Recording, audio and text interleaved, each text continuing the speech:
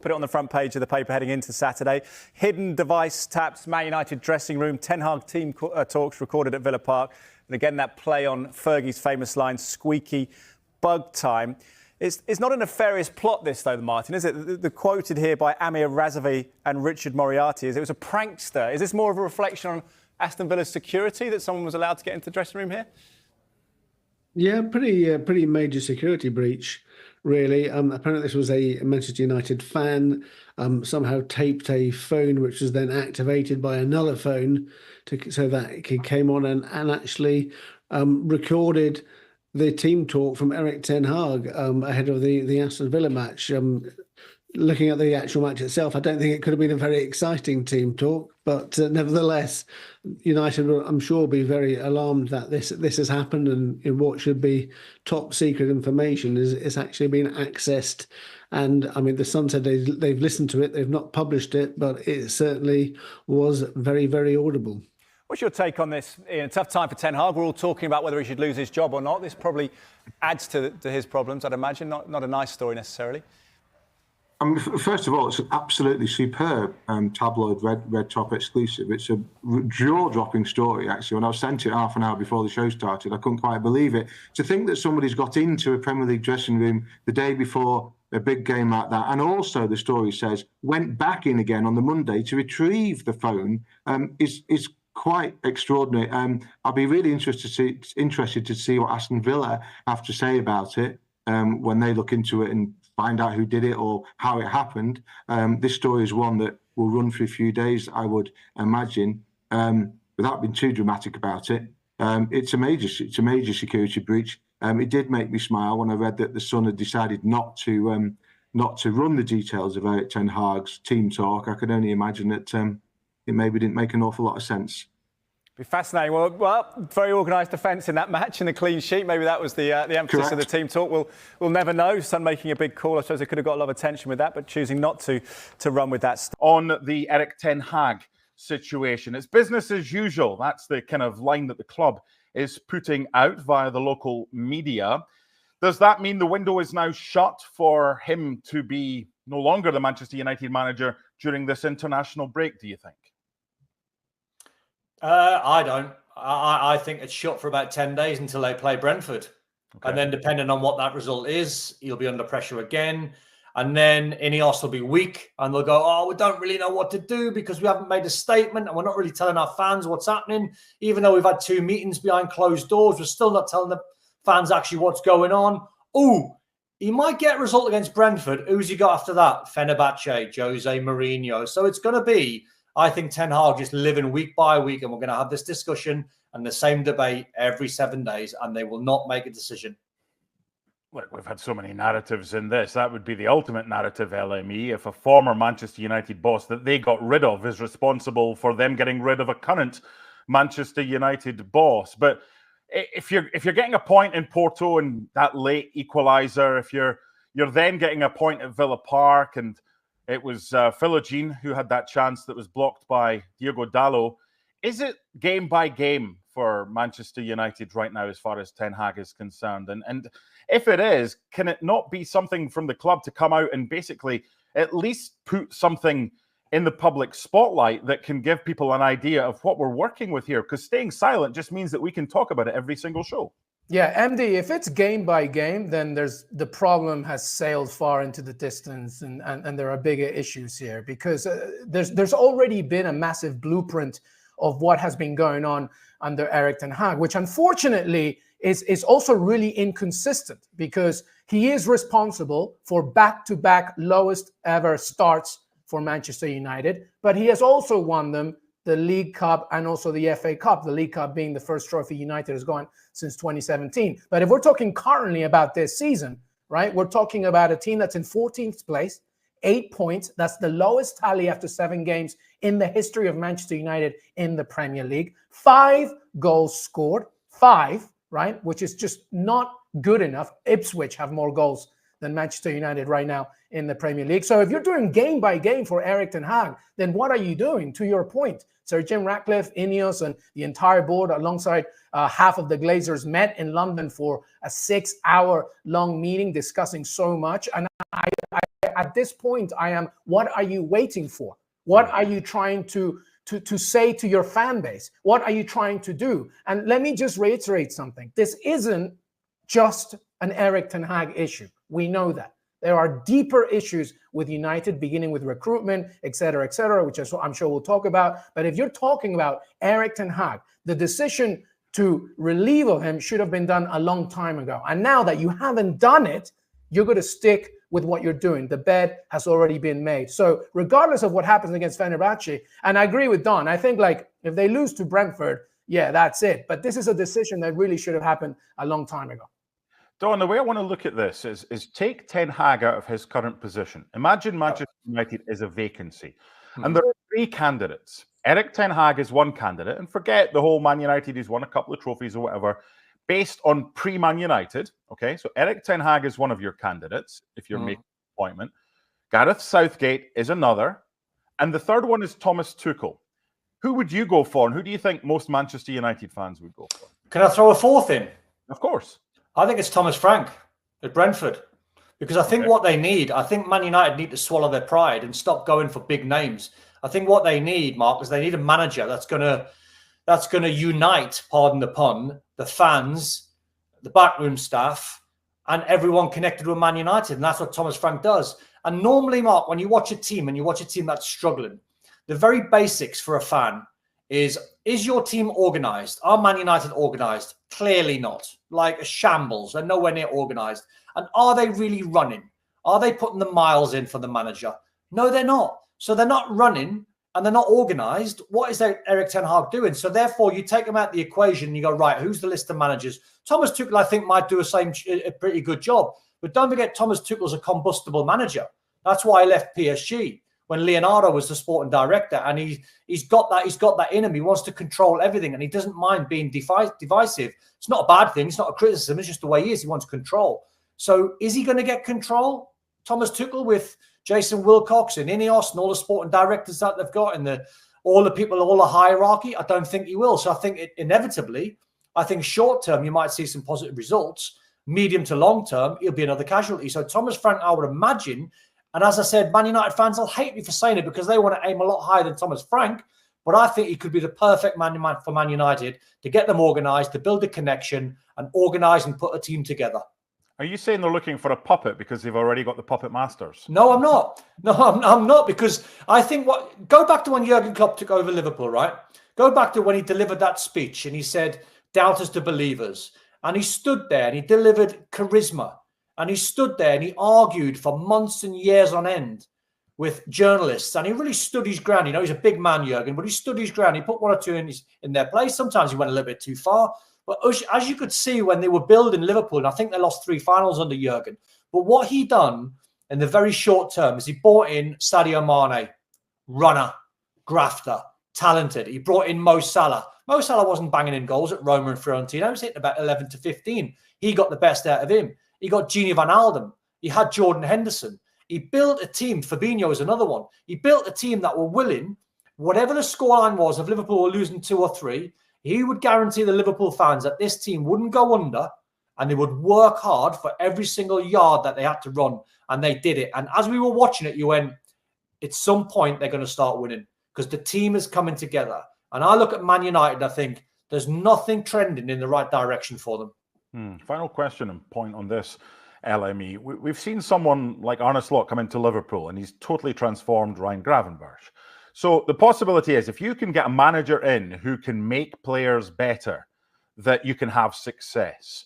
Is this simply about the manager? Is to touch on your earlier point about recruitment, with the players they've got right now, is this a case of an old fiddle that needs tuned and you can get a tune out of it eventually? Or is this a case, as Don was saying, there ain't no quick fix, and whether it's Thomas Frank, Thomas Tuchel, Graham Potter, any of these candidates that have been linked with Manchester United, is there something you can do with these players to make them better before the January transfer window even comes around, LME? You need more than a manager. And I will use Don's commentary specifically on Thomas Frank, who is a wonderful boss. But the reason why it works is because he is so happy in a club that supports him from every angle. And when you look at the history of champions, right, from Pep Guardiola and Chiqui Begiristain, right? There is a vision there, right? There is a cohesion there. When you look at, just like Don was talking about Liverpool and Jurgen Klopp, there was a vision there that was supported by the likes of Salah, Mane, Jordan Henderson, Van Dijk, etc. When you look at, for example, Mikel Arteta and Edu and how the trajectory keeps growing, there's a singular vision there. There is no singular vision with Manchester United. There is a detachment of ownership. The Glazers see the club more as a business than a club. So Jim Ratcliffe is trying to rectify that. But as you rightly have mentioned, Ed Mark Donaldson, in previous episodes, specifically from these meetings, he's almost not even taking responsibility of what to do with Erik Ten Hag. So there is a detachment of it. In order to be a successful club, you have to have a vision. And yes, I'm going to put in Aston Villa right now.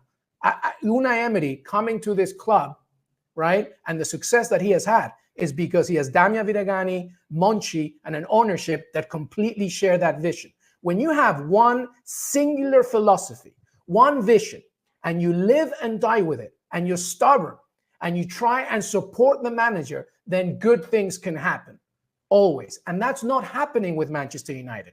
So the issue is, if you get rid of Erik Ten Hag and you bring somebody else in, Thomas Frank, Thomas Tuchel, whoever, you have an issue still, because the deeper foundations of a detached ownership are going to impede you from doing your job, right? Which is why Chelsea has been inconsistent as of late, until Enzo Maresca has tried to figure it out.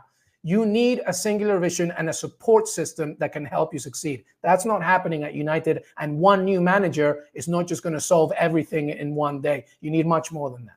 And the one thing that hasn't yet been spoken about, and it's been difficult to find anything that hasn't been spoken about with regards to Man United, Don, is the man that comes in has to be able to handle the pressure of being the Manchester United manager. And that could be the key, because these guys like Thomas Frank, Roberto Di Serbi, Hutzler are at Brighton right now. They've managed at a decent level, but they've not had the expectation of being a Man United manager or being a manager of one of the best. So do you think that comes into the thinking of Ineos and the decision makers when it comes to who will be the next Manchester United manager to replace Erik Ten Hag, whenever that is, and can he handle the job?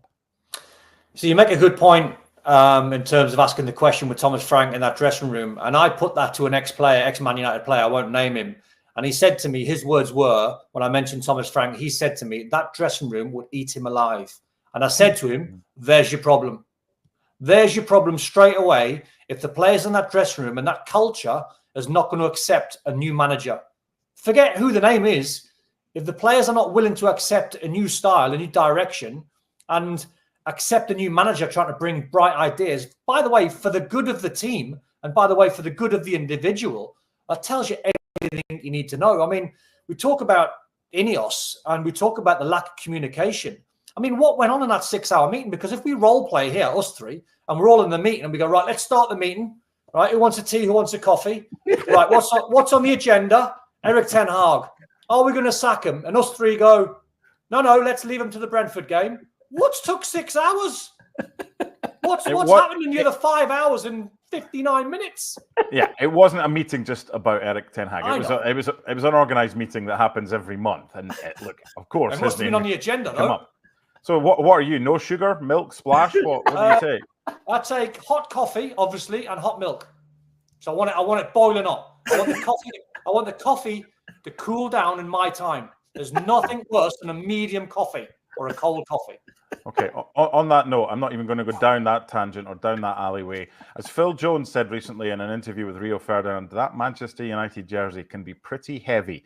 And whether it's for the player or for the manager, the next appointment is... They all are.